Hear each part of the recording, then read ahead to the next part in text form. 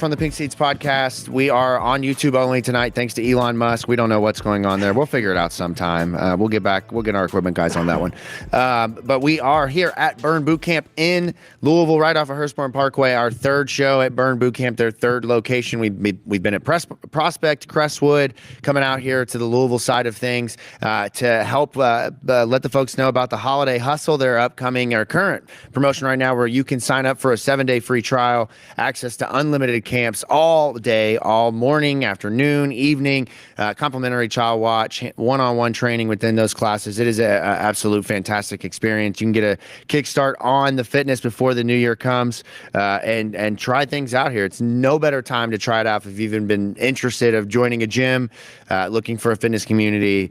This is the place to do it. But we are talking about Louisville's 41-0 victory over the Cats. Let me say that one more time, because that's not a typo. You did not mishear that.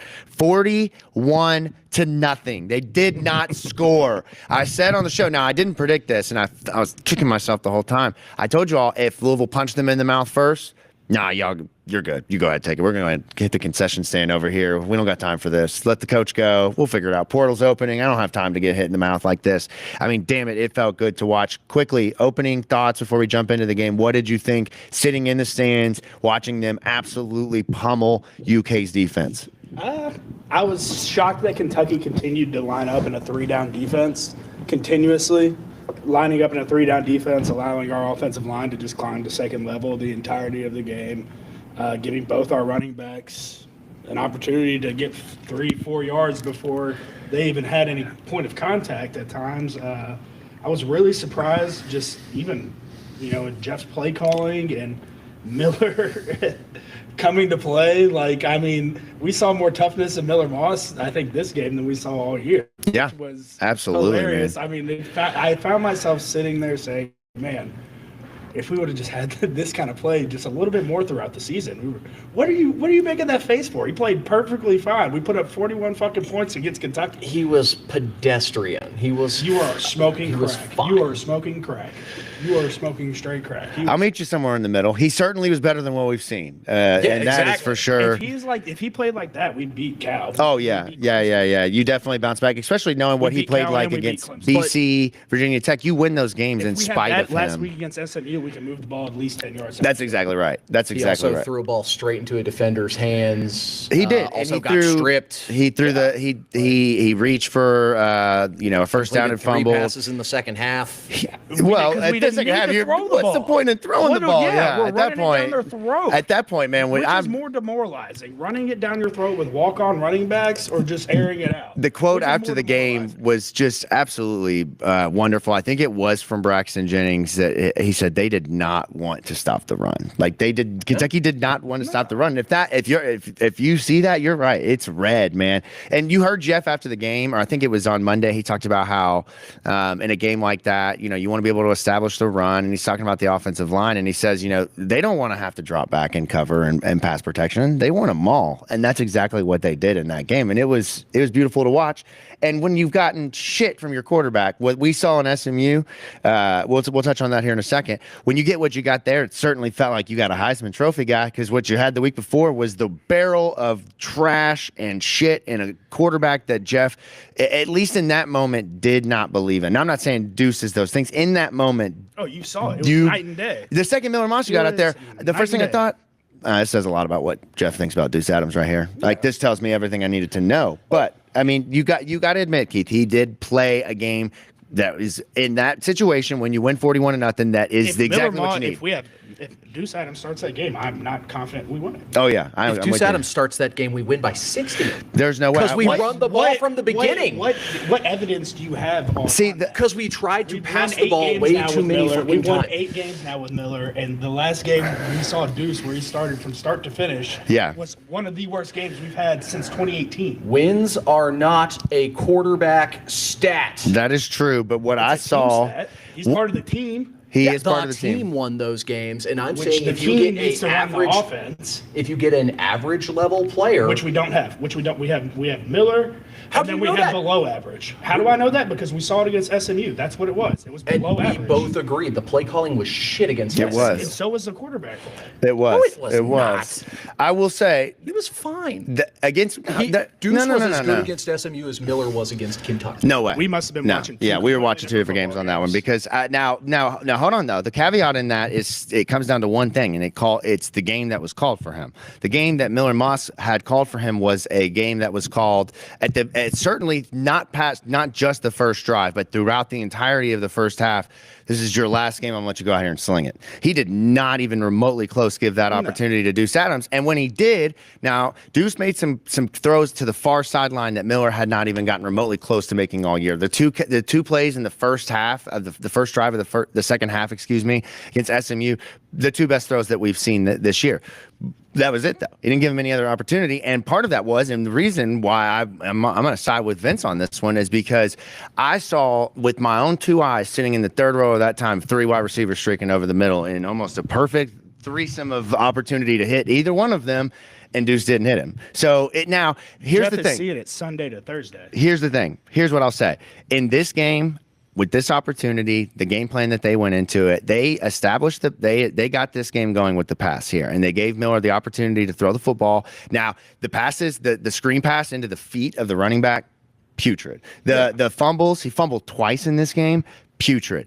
But the effort he showed getting that 4th and 1 touchdown, the effort he showed running the ball, finally, when Running the ball. when Vince asked, please take off and just take what you get. Yeah, but it's us. I mean, you can't knock a quarterback for running the ball when that's what they give to him. He took what they gave him. Yeah, he played a fine fine. game. He had one bad turnover. The rest of it was relying on what the rest of his team was doing in the game plan.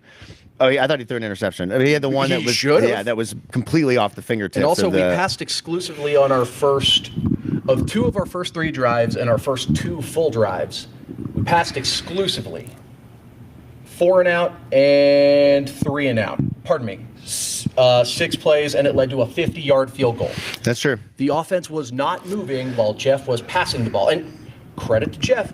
That's he true. realized That's true. that wasn't the move and switched to pounding the damn rock. That's true, but he did throw the 43-yard touchdown to Jacob Stewart to a dude who was wide butt open, naked, open, who ran, and what another the game called for. 40-yard pass on a what the screen game called that for. traveled 5 yards in air. He did also almost get Chris Hughes completely decapitated over the middle of the field. That one was, Adams got yeah. Let's Chris not- Bell Yeah, killed we 3 saw times that. last week. I'm just saying, let's not act like he put up this Herculean. He certainly did performance. not, and I don't think Nobody anybody said that. All But I said was we don't win that game if he doesn't, anybody else on our team is starting a quarterback. and part of that is because we wouldn't. You can't argue what he's saying here because we got it the week before with another quarterback, and part of it was the game plan we got. I didn't realize SMU was Kentucky all of a sudden. It doesn't matter. It's a football game. You go with the personality rolls out. The opponent doesn't matter. No, the opponent does matter. Our but- defense shut out Kentucky, gave up, 30 plus to SMU, nearly 40? That's correct. But when you go down 7-0 against SMU and you come out and you are still not giving the quarterback the opportunity, and then it turns into 7-3, and then it turns into 14-6,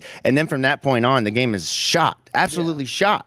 Absolutely shot. So both things in this situation can be true.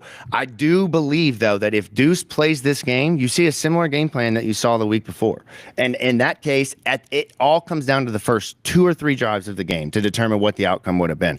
I'm not sold. I'm with Vince. I'm not sold if this game is anybody else but Miller Moss, partially because of the fact that Jeff is Jeff. And Jeff was going to do what Jeff does, which is the game plan he's rolling out there with either one of those quarterbacks. That's an indictment of the coach. It is an indictment of the coach, but the quarterback he played well enough to win the football game. You won 41-0, and you did so because you got over 240 yards rushing from a walk-on running back from Ashland, Kentucky. I mean, come on. The story couldn't write itself any better against a team in state that constantly is getting guys from these areas to go to Kentucky. They have these careers. They are legends in their town. Not this one. Braxton Jennings at Louisville dominates. I mean, I guess I need to be the first to eat my words here. Keith, I mean, this one, I will say the option that they ran to Braxton Jennings against SMU, I didn't think I could get any more excited about that for Keith until this game when it was just Braxton Jennings over and over and over and over again. Going into this game, I was confidence level very down. I mean,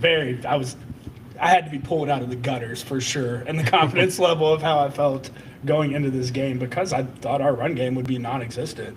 I really did. I didn't think that there's any way. I didn't think the O-line and the two guys, that's not an indictment on the O-line or the running backs. I didn't think they would combo well together. I didn't think Jeff would call a run. I thought he was going to try and throw it 50 times. 50 plus times. I thought he was going to throw it all game.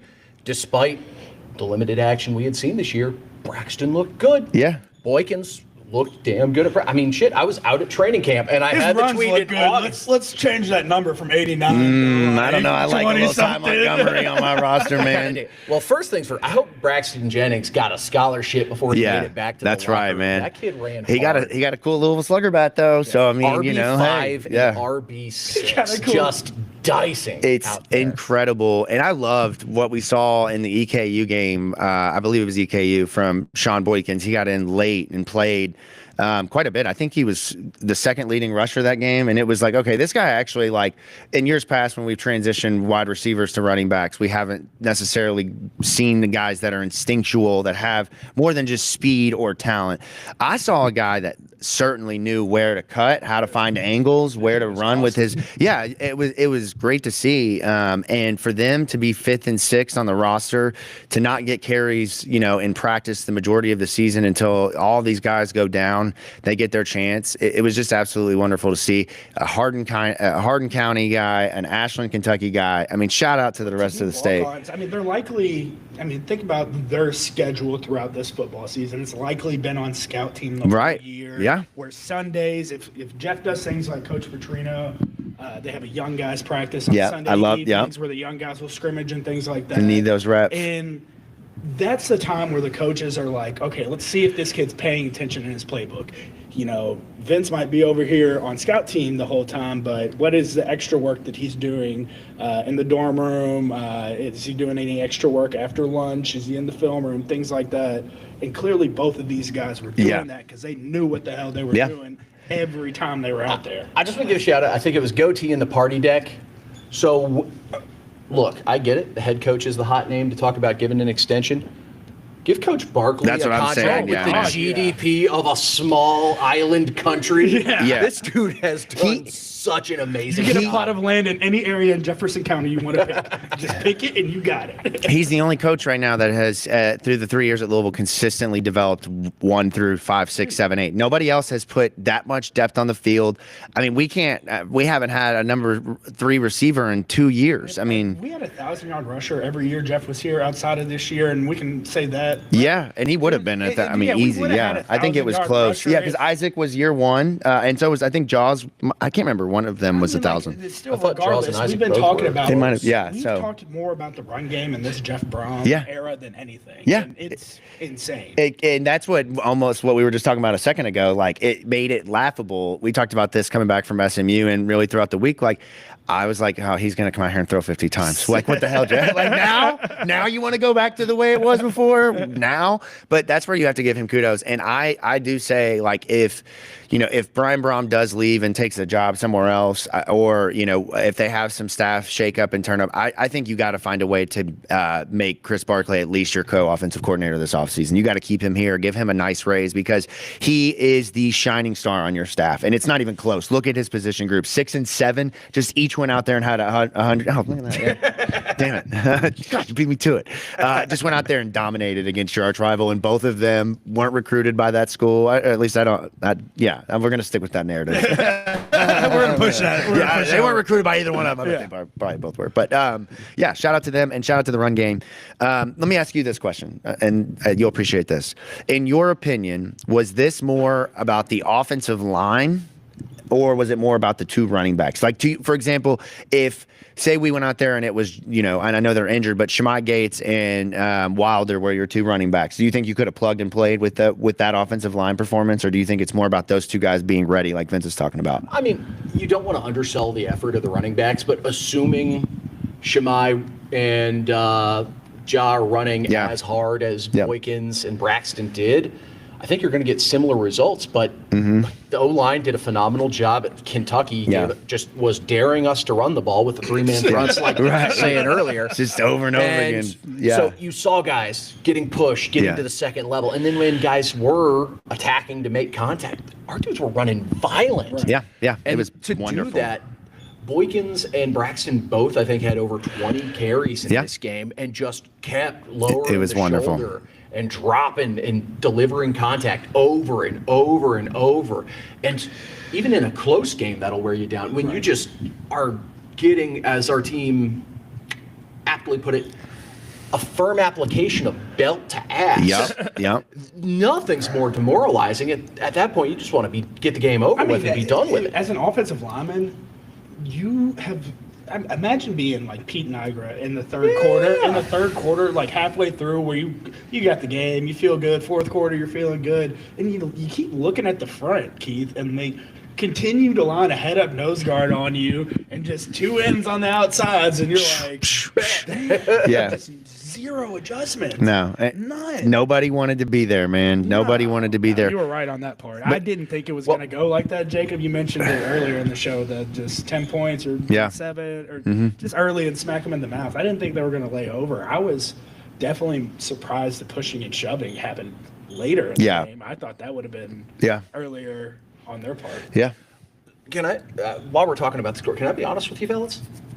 I did not feel comfortable about us winning this game until we scored on that 99-yard drive. Yeah, the 99, oh my gosh. That covered the last 5 minutes of the third and the first 5+ minutes of the fourth quarter. 17 It was only plays. 27-0. 17 plays, 15 of them run plays on that drive. I mean, suffocating. Kentucky let them do that. Like it's. You mean to tell me we didn't need our quarterback throwing the ball to drive 99 yards? Yeah, right. They do that. They do a run.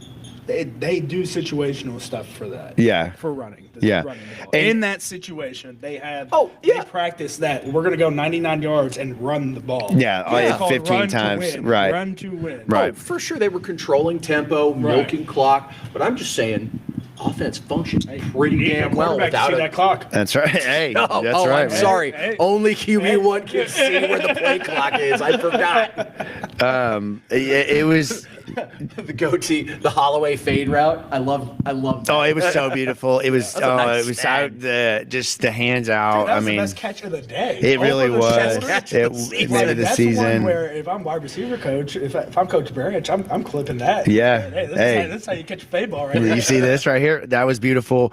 My favorite, if you're talking about the interceptions, was interception number 2. I believe that the first one was the over the and Cutter Boley trying to make the tackle out of just pure anger that he got picked off. He was just so frustrated. Gets slammed to the ground. And then I just absolutely love it. Number 13, Justin Agu, doesn't play a whole lot besides special teams.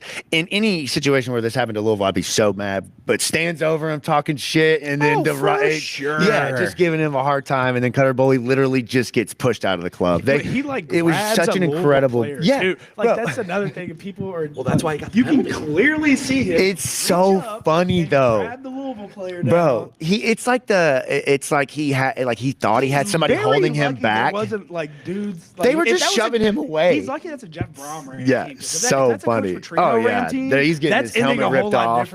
It was just hilarious watching him literally get shoved out of the club back to his own side, being pissed off. But the defense. Can we talk about his cleats for a second? I didn't see him. What were they? Please enlighten me. All right, so he had a bunch of Kentucky legendary quarterbacks on it. And I mean, you've got some to put on there. What, like Tim Couch, Andre Woodson? Stops. Lorenzen. No, okay, Lorenzen. Yeah, the hefty left, of course. Yeah, of course. Of course. He put. He didn't put Patrick Tolles on there, did he? Yeah. Oh no. I think it was Tolles and Drew Barker. Oh, not Barker. I'm like, what are you? Well, talking about somebody, I get you're a Kentucky quarterback guy, knows how to take a punch. I get you're like a state of Kentucky guy, but Drew Barker's too much, man. Both of those guys ended up transferring. Yeah. Are you trying to tell me something? Oh my God. Well, Drew Barker also. Wentz did look sick though. I was like a Kentucky. Drew Barker just really sent me. Oh my God. These guys have their numbers in the Raptors. I was gonna say like Stephon LaFleur or something, but I mean they that's have their fine. numbers in the Raptors. That's fine, literally. man. That's fine. But we're out here celebrating freaking Drew Barker. But in this game, defensively for Louisville, just as much as offensively, when you have UK trying to sling the ball, trying to get back into the game, Louisville did give up some big plays. They gave up a couple of plays to the tight end. They gave up a couple of plays to McGowan, and they certainly let Dowdell have a little bit, but they, for the most part, suffocated them. And the pass rush was active. The secondary played out of their minds for the most part. You had the 2 interceptions, but D'Angelo Hutchinson played a fantastic game. It's just the defensive line and the pass rush was fun. Terrific complementary defense, and the front four made it impossible for Kentucky to generate anything because Cutter gets rattled when he's pressured. So when Kentucky tried to spread the field out, D-line got home super fast, and Cutter either took a sack, threw a bad ball, threw a 95-mile-an-hour fastball at a receiver 1 yard downfield. And then, you bring in a tight end, you bring in a running back, and you run a max protect look. We're still getting pressure, and because it's a max protect look, our secondary only has to cover 3 dudes, so there's just no one getting open. There were, I think, you could count on one hand the amount of plays where the protection held up long enough for routes to develop for Boley to hit someone downfield. You mentioned, you're talking about the pressure, and it's the exact opposite of what Kentucky was doing. We'd show out in Wes Bailey's sack was one of, I think he had 2 sacks, didn't he? He had 1, Clev had 2. TJ Quinn was credited with 2, which is hilarious to me, but yeah. The one on the edge was in a 3 down front. It was beautiful. We were even getting home in those types of situations. I loved having guys playing multiple different spots, too. There was one of Clev's where he was the 3 tech, and he ends up doing a loop all the way around, and he ends up getting sacked. I mean, it's just guys' willingness to, that sack doesn't get made if the 2 defensive linemen in front of him don't slant extremely hard down to take other blockers so Clev can get around. Yeah. It was beautiful to see. Very complimentary defense. Yeah, you saw a lot of Denzel Lowry in this game. You saw, obviously, a lot of the 2 in Conga and Garad, just being able to muck it up. But you mentioned it, man. This pass rush was certainly activated.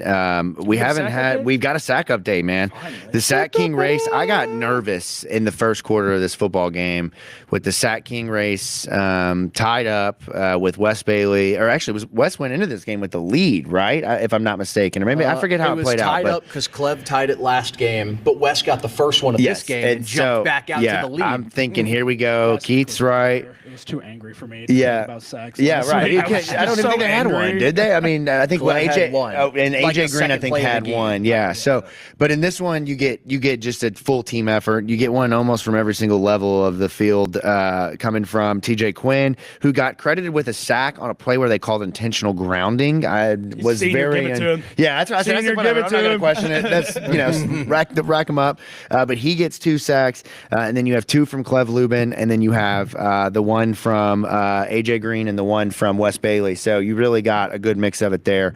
And Clev now in the lead, 7 sacks going into the bowl game. Okay, that's we what do. Yeah. We got to count the bowl game and everything this year because which we'll get to. We're tied, and we need that bowl game to decide our punishment and what our fate is. But of course, in this one, we're going to give them a chance because if you remember last year, Ashton didn't play in the bowl game. We said, you know what, we're going to give everyone a chance here to compete for the Sack King. We're going to do it again this year, and we're opening it up to the bowl game. And honestly, the best thing is knock on a lot of wood around here. I'm not certain any of our pass rushers are going to be in a position to sit out for this game. So we might get a legitimate race for it all. Pin the ears back, get after it, all out blitz. Reward, man. I do. You gotta be like the Saints. You can come. Goatee brought up a good question, and it's something that I wanted to brag about our guys next. Also, first off, before I forget, I'm surprised Morgan Newton wasn't on those cleats. That's a good pull. Good pull. But they ask about our big D-line contributors coming back. Theoretically, Clev Lubin could, and he's a little bit undersized for a lot of NFL managerial's liking. I feel like at the NFL level, he's probably going to slot in more as like a 3-4 outside linebacker more than a true edge rusher. So if his draft stock isn't where he would like it to be, he could potentially come back for one more year. He's going to be a very hot commodity if he does. because 7 sacks at a P4 program, potentially more, playing against O-lines like Clemson, like Miami, and like Kentucky's on paper, very talented units and being able to rack up sacks. So Cleve Lubin's a guy who could come back, but also we had some young guys really show up, like AJ Green. Yeah. I just remember Kentucky's offensive line nickname for the season. It's a nation with no name. So couldn't be me. Like AJ Green, he's really starting to come into his own. His game is really developing. That kid could be special next year. Yep. Micah Carter. Yep. He's been getting some run on the edge a lot this year with the twos. He's starting to fill out and look pretty good. Talk to your St. Exploit, Micah. Talk to Karsten. Yeah. How are we doing? Visiting Miami, apparently, man. Hey. I can't remember one of the two, either Lawson or Lowry has another year of eligibility left. Yeah. We also get a guy we picked up in the portal last year, wasn't able to play this season, Kendrick Gilbert. Big, highly touted interior defensive tackle who we weren't able to play this year, who, if he was able to, I assume would be getting worked in with that 2 deep. So we've got defensive linemen. It's just a matter of, can you keep them? And then what pieces do you utilize to supplement? Or is some of that youth ready to go? Gosh, I can't remember his name. I got everybody listening. I got it for you right here, man. I mean, 7. I don't have numbers. Yeah, so you've got they've got some guys, man. I mean, you mentioned Jerry Lawson. He is going to be your nose tackle next year, so that's a spot immediately. Defensive line, they're going to be putting in work. But Cleve Lubin, Micah Carter, AJ Green, Xavier Porter, Selah Brown, Maurice Davis, Bailey Abercrombie, CJ May, Eric Hazard, Dylan Smith. Those are your defensive linemen for next year. That's what guys are going to hit the portal. Right, exactly. Can I just take a second to gush on Eric Hazard? Yes. Carter Gilliam's a guy who I talked about loving his competitive edge. Right. And like that sort of nastiness that he brings to practice or competition whenever he's in a play. On the rewatch, he was playing predominantly on special teams, caught a little bit of that with Eric Hazard, especially on kickoff team. He blocked a punt. Blocked the punt, yeah. And that kid is built like a brick shithouse, man. Like, he's a kid who I wouldn't be shocked to get some play, honestly, in like a similar role to like Wes Bailey last year. And the pinnacle of his game is something I see very similar to Ashton Gelati. Like, needs to maybe work a little bit on that bend, but he's already strong as shit. Like, he's gonna have the power rush game down. Yeah, he's just building that up. That's another kid you could get excited about on the defensive line. Yeah, they're gonna, that entire defensive line for the really more so the offensive line is gonna have to be completely rebuilt. They're losing a lot. They're gonna be next year is a year where you're gonna have a lot of young guys. I mean, you're gonna have to figure out the talent development piece or go out and completely reload in the portal again. And we have a lot of time to talk about the portal, but there are certainly going to be some major pieces on the team that you have to worry about. Will they be back? How they will manage the roster, and then the quarterback position really shakes out how your cap is spent. Where do you invest and go heavy on a defensive line and wide receivers, and then get a quarterback that can come in and kind of be middle of the pack, or do you go out and get you a star quarterback, build guys around him? It'll be interesting to see what their philosophy is. But the young guys that got the chance to play in this game certainly, can't guarantee that a guy like Boykins will be back next year because of the absolute depth at running back you get. Tompkins, hopefully going to sign on National Signing Day with Louisville, and then you're talking about a guy who could throw in the mix with Isaac and Duke and Kewan. You're certainly not keeping all three of them. You'd be lucky to get one back at this point. So there's going to be a lot there, but we saw the young guys. Antonio Meeks at wide receiver. We saw him. We saw a little bit of TJ McWilliams. He played more on special teams this weekend. You saw Trayshawn Hurry, who's got some eligibility left, who was a 4th, 5th guy. Jaleel Skinner, Nate Kariski. You do have guys that stepped up in this game and gave you the glimpse of what is coming in the bowl game. And, depending on how the portal goes, what your roster is going to look like next year. There's a little bit to build on there. Yeah, I was very happy overall with how you mentioned these young guys, and a lot of those young guys played on Saturday. Just how friendly a lot of these wide receivers were to Miller Moss this week and giving them their chests. And a lot of times, you drop, just like in anything in football and any sport, the lower on the depth chart you get, usually it's for a reason. Some technique might be dropping off, speed might be dropping off. size, physicality, but with all of these guys, they stepped up in a big way, and we're all very friendly to Miller Moss. So that gives me, it gets me excited for the bowl game and next year. Yeah, and this team is really interesting compared to last because you don't have a Tyler Shuck, you don't have a Ja'Cory Brooks. Obviously, Isaac is likely not going to play in this bowl game. Duke probably not going to play in this bowl game. Yeah, I mean, you never know. I mean, these guys, we saw what Colin Lacey did last year. I won't count it out, but I'd say the percentages are less than likely that Isaac will play in this game. Or, unfortunately, at this point, and I hope to be wrong, but we may unfortunately not see Isaac again in a Louisville uniform. Those days may be past us. Hopefully, I'm wrong on that because he changes the dynamic of what your team is just by being on the roster next year. But he certainly will not be playing in the bowl game unless something surprising happens. Yeah, and even if he does choose to go, you're still bringing back your number 2, number 3, number 5 rushing yards leaders on the season with Kewan, Braxton, Boykins, and then you have Ja Wilder, who I'm still really high on. He ran well before he got hurt at the beginning of the season. Like Kai Tompkins, like you mentioned, that kid's an absolute unit. We got a couple of days till earnings signing day. I just see Leaky Thompson. Yeah, Leaky Tompkins. That's all he is. Leaky forever, man. But you're right. The depth at running back is insane. And you saw it in this game. Obviously, we kind of go back to the UK game. And, of course, shout out to the folks that are on the YouTube stream. We mentioned, kind of reset here, that we do not have access to Twitter tonight. So we're just a YouTube-only show. So thank you all for jumping in over here. We've been talking about Louisville's massive blowout victory over Kentucky and their decision to fire Stoops purely based off of getting their just asses run into the ground. We don't know if that's the reason, but I bet it certainly played a role. Makes it a lot easier to do that. To do that decision. We did not spend a lot of time talking about who is going to likely be the head coach of Kentucky. We've got several episodes to fill over the next couple of weeks. I'd love to do some extended thoughts on that. Obviously, Vince, it'll be really interesting to hear your thoughts on the Trinity ties there and the ties to Jeff Brom and what that means for the rivalry. But as we've kind of come to the conclusion of wrapping this up, we'll do a separate episode with our film breakdown. Technology got the best of us on this one, but Pete Thamel's tweeted it out. Is it official?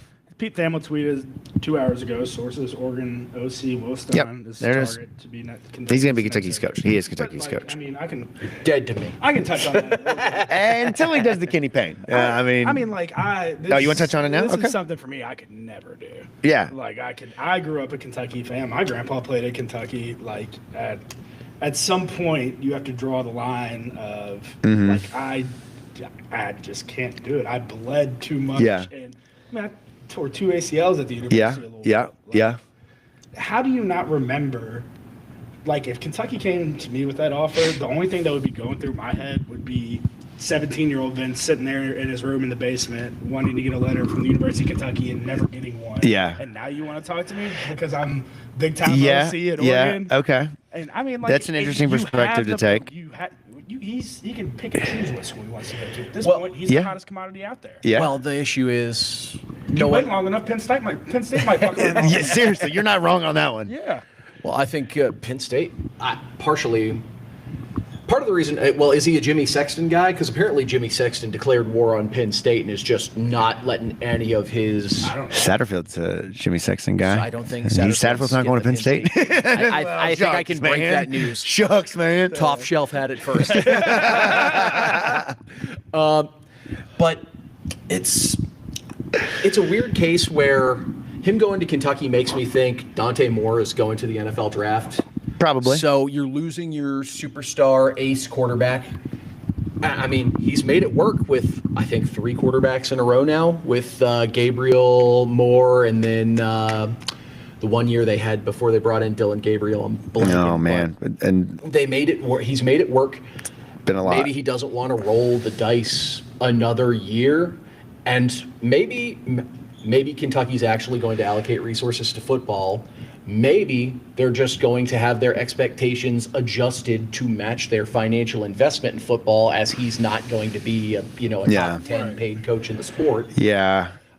Or maybe, hey, Maybe they threw $35 million at him, and it's like, okay, if I go 3 and out, guess what? I've got a bag, and I can go back to being one of the hottest coordinators in the country. He's young, so you can take this chance as a younger coach. Take that is just to tank. You all would. You can't pay that. I shit. would never text you all. It'd be like, hey, meet me at Roosters. Yeah. It'd be like eating dinner, and people be snapping pictures. Be like, oh, Vince Lococo's at Roosters, just like they did with old buddy at Baylor. Eating at a Mexican restaurant, but little do they know that I'd be talking about how I'm just going to sabotage the shit out of them. Oh, so we're offering every 1-2 star you can find. Mm-hmm. Oh, I believe it. I might not even show up for a game. Yeah, and to your point, Vince, I could see certainly where you're coming from, and knowing that Will is a Louisville guy and played at Trinity, played at Louisville, obviously was a part of some really good football teams. I see the loyalty there, but you said you'd be thinking about when you didn't get a letter. I'd be thinking about how many more millions are going to be on that paycheck, and that a reminder that money is green in Lexington, as green as it is in Louisville. In fact, it may even be a little greener in Lexington, some are saying. And I can see the benefits of the job. If you do well there, you can write your check for whatever job is next. Like certainly Ole Miss. I promise you're never pushing that button. What? Which one? You're never pushing that button at the stadium. Oh no. Yep. Well, you signed that dotted line. Not anytime soon. You ain't pressing that button anymore. Nope. Until you're, potentially. Unless. Yeah. Unless we see like a 1-36 or 1-35 record over 3. Yeah, and it's like the greatest button push in history. We are all former Kentucky head coach. Now, the prodigal son returns home. I don't think that's what's going to happen. I think it's a fine hiring. I think it's ambitious. I'm curious how he is going to recruit, going from a program that has more money than the U.S. Treasury can print in a single day. It's going to change at his fingertips, to having to do more with less and to make some chicken salad out of chicken. And we already got all the Trinity guys on lock. Don't be getting any ideas. That's where I was going to go next. Is he's coming back, of course, to a footprint that he knows well, but the same connections he's going to ask for money. Pretty sure Jeff is already talking to them, and if you're not Jeff, you need to Prince Paper Company their ass and go get their contact information. A lot of people, I know Will Stein because I grew up watching Will Stein. Right. I guarantee you, if you go to Trinity right now and you ask a random kid that doesn't know anything about football, who's Jeff Brom, who's Will Stein, they can tell you who Jeff Brom and the Brom family is. They won't be able to tell you who Will Stein is. I need Ryan Brom to turn into the biggest bully on the recruiting trail, like giving him a wet willy. What up? What up? Smacking him on the shoulder. What's up, dog? The Spider-Man, Green Goblin meme. That's the type of shit I need Brian to turn into, putting gum under his seat. Vince. Yeah, Vince is, how about tweeting in the middle of the game? Yeah, that was hilarious, man. Shout out to the big dog. At this point, at that game, headset. He's a vibes guy. Never do it again. One time only opportunity, but it certainly landed, my friend. It landed. I laughed. I retweeted it. Probably. I thought it was hilarious, but great moment. Don't do it again. Back of my mind, I was like, Jeff is too. Don't fucking do it again. So our stadium PA does know how to troll teams. Yes, do it more. What happened? I didn't see this. Oh, they played a Grove Street Party. Oh, okay. When we won our kickoffs. Okay. I think we went up 41-0. Yeah. I did not see that. Okay. And that's the type of shit I'm begging you to do more of. We're playing Pittsburgh. Play Renegade. They were playing freaking. The Joker and the Thief. Yeah. You gotta have. I think everyone does. You gotta have a football guy. Just because me and Jacob. Yeah, that's exactly right. You gotta have a football guy or gal in charge of those moments because they gotta know the context. They gotta have the jokes and know when to have the comedic timing for some of those. I missed that. It certainly looked loud on TV. It was a great atmosphere. I could not for the life of me get the kids to watch this game. I ended up having to watch this game in my bed on watching TV. And then I saw Zootopia 2 at night. Also, Zootopia. Too Fast Zootopia. Yeah. It was a great movie. And then I immediately came home and I started working on spreadsheets, guys, because we're getting to go to kind of put a bow on the Kentucky game again. Vince's game notes, extended version. We'll drop it on YouTube. Hopefully next day or two you can watch that. Great. All positive plays. We told Vince no negative plays. We don't need it. We saw that last week. We don't need any more of that. Positive only. There we go. That's what you can look forward to on the State of Louisville YouTube channel. But I do want to talk just for a moment about what is to come over the next couple of days. National Signing Day begins, I believe, the 4th and runs for the 5th and the 6th for the early period, so that we will start to see who will sign. Obviously, there's been 4 decommitments in the last 2 or 3 weeks.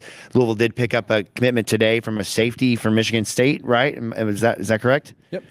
Jordan Van. Jordan Van. Now, Assuming he signs on signing day, the Cards can say they officially have a van down by the river. Oh, that's good. That's really good.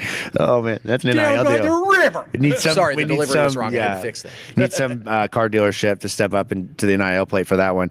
And then we're already starting to see it with coaches being either leaving or being fired. The guys that can go into the portal early. I do not know when the portal open date is. Do you know what that is? Since you eat, breathe.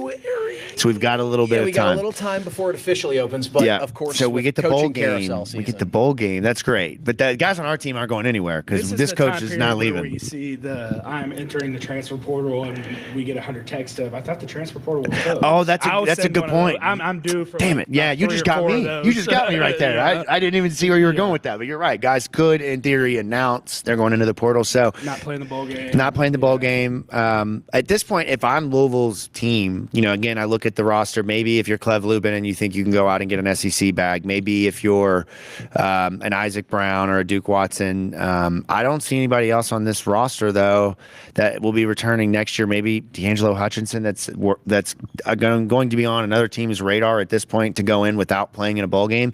I actually like the fact that you're going to potentially play in a decent bowl game. Now, a decent. I got it's like eating like food I don't like. A decent bowl game. What are we primed for? It's looking like the Duke Mayo Bowl is where we're at right now, which I'm here for. I want to see them just dump Greg and Jeff both. Greg, you got the headset on. Put the mayo on. Duke's guy. Real coach puts the mayonnaise on. That's what I'm saying. I don't eat mayo. Yeah, That's I don't. Gross. Yeah, I can't really do mayonnaise either, man. I'm honey mustard on club sandwiches. Spicy mayonnaise if I'm Chipotle mayonnaise. If you're using condiments, you don't have like bad chicken salad? ingredients. No. What you just hold on? Are you just raw dog and turkey sandwiches out here? Do you not Turkey and put, cheese? like mustard on a burger? No. Meat and cheese. Lettuce, What? tomato, I'll do that. Yeah. Do you dip your fries in ketchup? No. I'll do So you're like barbecue such a. sauce if I do anything. So you literally are anti-sauce. No vinegar? Depends. For what? Chips. Okay. Okay. Chris. From Britain, we want to war us, so I didn't have to say that. I'll do like sea salt and vinegar flavored chips. But you're not fries. So you're not dipping fries in ranch or hot sauce or ketchup. You're not putting hot sauce on your pizza, man. Oh my god. Okay, interesting. I don't put hot sauce. Yeah. Oh, I just had pizza with hot sauce on it last night and a little cheesening crust from and marinara, Dano's. man. Shout out to them.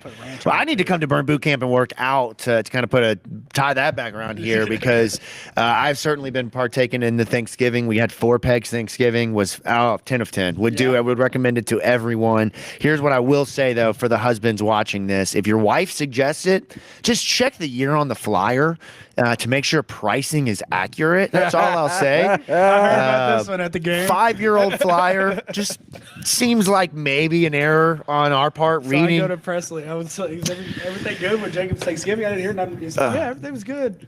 Except the price was wrong. Yeah, I was like, yeah. oh, shit. I said, what, we're You going here. need to tell me 2025 pricing didn't match 2020 COVID time. People that shit went up. desperate to get the restaurant industry back going again. But we pricing. ate our Thanksgiving tenfold. I Fantastic. had a mask warning on Yeah, right. Please wear a mask inside. Yeah.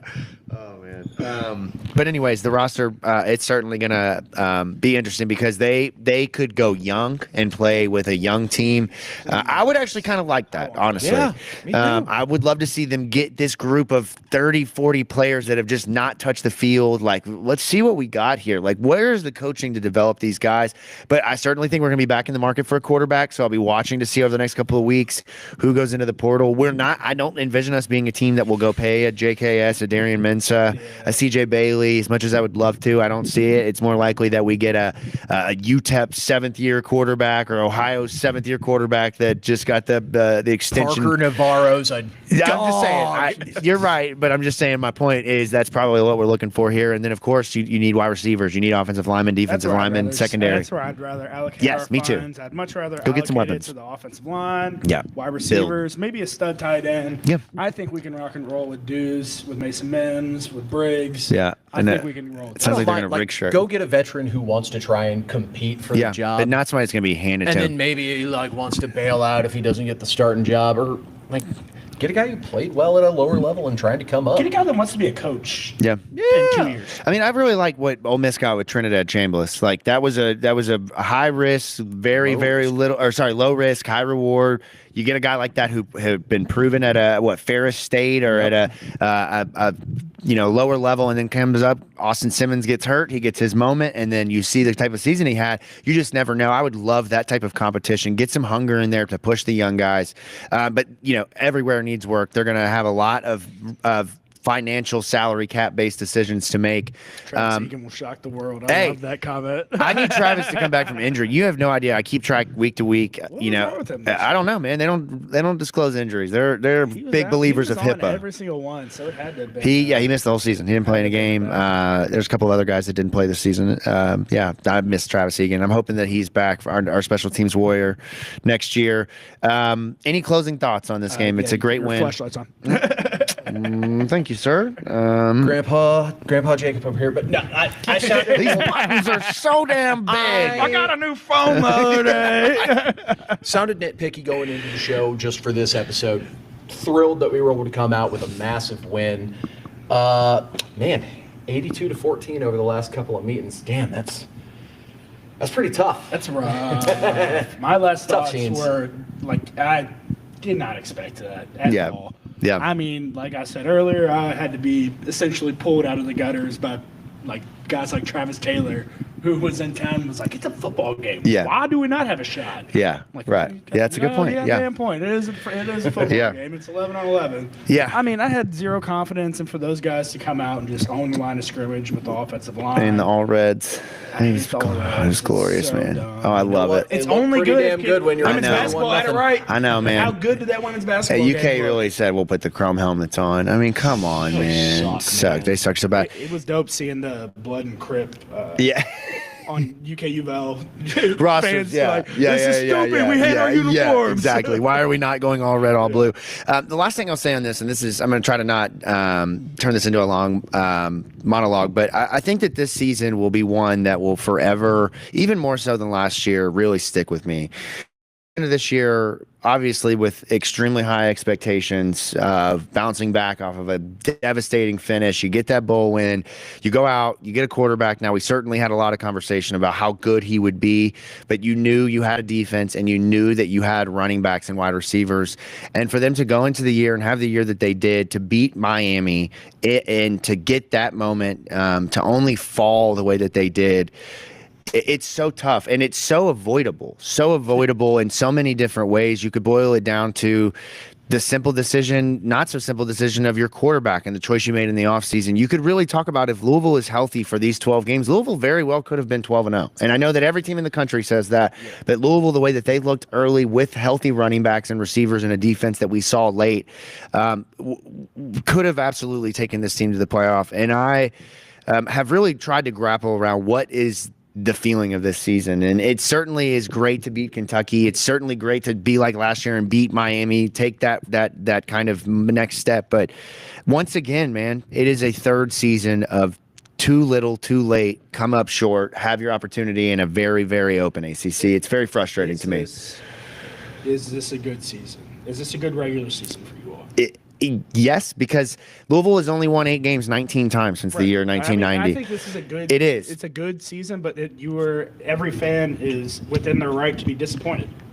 Was that 35 years? Yeah. Yeah. No, it's Almost right. 2/3 of the time. Right, but only won in 8 games is that's the game I'm looking at there. Now they've only won more than 9 games. I believe that number drops significantly once you get to 9 and 10. So that's my point. Is yes. Now historically, that's when they're and also if you go back before that, there ain't no 8 wins before that. That's the rough thing. You're really looking at when modern Louisville football existed. You kind of have to adjust for just like, okay, we've been in the ACC for 11 years now. Yeah. Louisville's a weird program where it's been sort of a vagabond, constantly climbing It is. and And then scratching their way right. up the ranks of college football. Get there. But this so is crash. the second year of Jeff Brom of college football playoff talk, and it not being a pipe dream, a very realistic open ACC, an opportunity to go into a playoff, and then like you guys said, you never know what can happen, and for them to stumble over injury is very unfortunate. That's the biggest thing of the asterisk of this season is the injury injuries to Isaac Brown, because Miller Moss, you likely could have made up for a lot of that with a healthy Isaac Brown. But I just, for the life of me, we'll go back to the decision of how this team was built, and that being the ultimate flaw.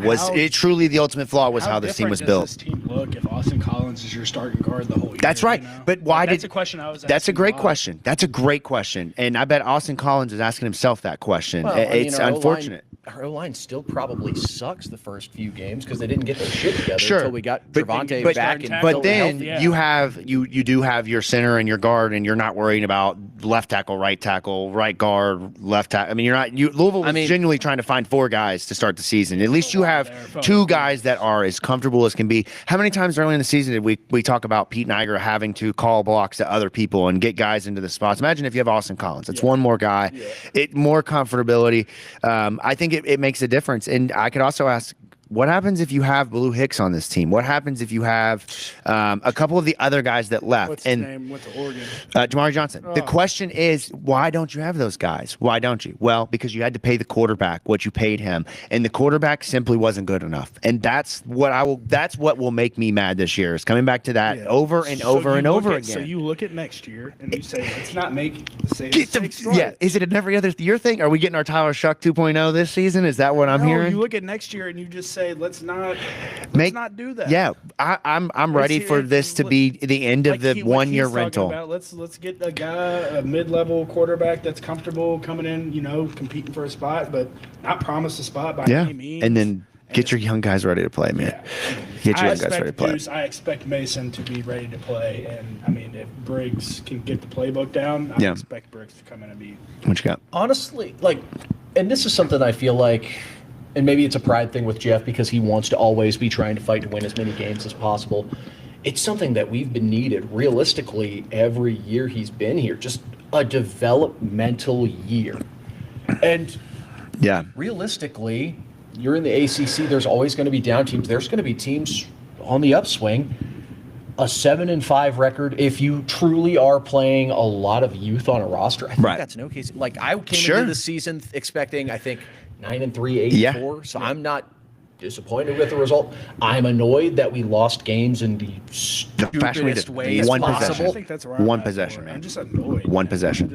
So many games were lost due to discipline or Miller Moss. Inability to finish drives. Miller Moss. I mean, literally, you go back to Clemson, Cal. You go back to Virginia. The Virginia game is the glaring one. The 2 picks literally are the reason you lose that game.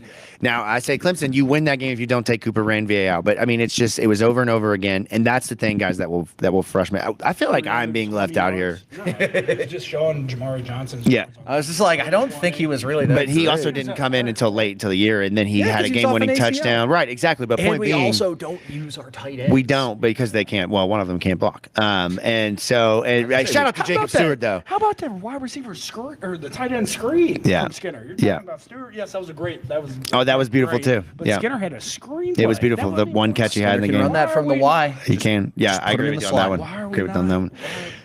We could argue about this all day. Good thing we've got the offseason to argue about roster composition and what tight end will play at what position. And sadly, this is the regular season finale from the Pink Seats podcast. We wrapped up our 5th year of the show. Now, the first year is kind of the last 2 episodes were the last 2 games of the year, but we reached episode, I believe it was 226 last week. So another year of wall-to-wall coverage, our first road trip this season. A lot of great moments out at the tailgate with Surfside and the show in a sauna. This has really been a year of a lot of elevation of our show. Insane. I mean, halfway through that interview with EMAC, I was seeing 3. Yeah, exactly, that computer was fighting for right, exactly, man. But it's been a great season, and we carried into the offseason. We'll obviously go into this next week, National Signing Day. I'm sure we'll get back on here, talk some recruiting. I know you're probably waiting to do that. We'll move into that, and then of course the portal heats up. We should post conference championship games next Sunday. Get our bowl assignment. We'll find out where Louisville is headed to. Will likely be a mid-December-ish game. Who's playing? We'll figure out who's playing. But what I can guarantee you, and it is official in writing, exciting now. The watch party for the bowl game, the State of Louisville official watch party, will be at Main Event off of Blanket Baker Parkway, off of Tucker Station. I'm still Middletown, J-Town, right in them. It's literally in no. I asked my wife; she said no man's land. Also, if it's in between, it is literally in no man's land, just like we're in no man's land right now. What is this? Good spot to put your business, so you don't have to pay J-Town taxes or Middletown taxes. That's a smart man right there. Look at that. But we've got a lot of coverage left to go here as we head into the offseason. Interviews, shows, all kinds of stuff. I know he is smart, man. I mean, I'm just excited for the nuggies. Yeah, just excited with no sauce. The nuggie battle. Yeah, the no sauce. I told you I'll do barbecue. Okay. But right. I probably will raw dog most of the nuggets. And then the last thing, just to finish up here, predictions. Keith, congratulations, my friend. You walk away this season victorious. I think it really was not going with your strategy that you did last year of not covering in game one. You got out to some momentum. I think. I'm pretty sure we lost. Did we lose game one? Yeah, because they covered the spread. No, Louisville did not cover a point spread at home until the Kentucky game. The only reason we got sworn they covered Madison the EKU right one was because this line was moving so much. It was 12.5 that game. Yeah, you're right. Well, anyways, whatever. Your reward is not having to do the L-cone drill for failing. That's right. Well, he never even did his punishment. We just kind of let that one fall. I mean, the burn boot camp punishment kind of was your punishment, honestly. So it was a great punishment. Throw me under a rack. You were the one that threw up. Yeah, I was the one that threw up. But we'll Vince and I tied going into the bowl game, so it makes things even more interesting. Neither one of us are opting out. That's what I'm hearing. How about that? We'll be there. If you let me pick first, I'm gonna have to pick. Yeah, that's the thing. Yeah, right. If you pick first, we have to pick a tiebreaker. We might have to do we gotta do like closest score if you both pick the same side. Yeah, or number of touchdowns. Or just jujitsu. No, that's not fair.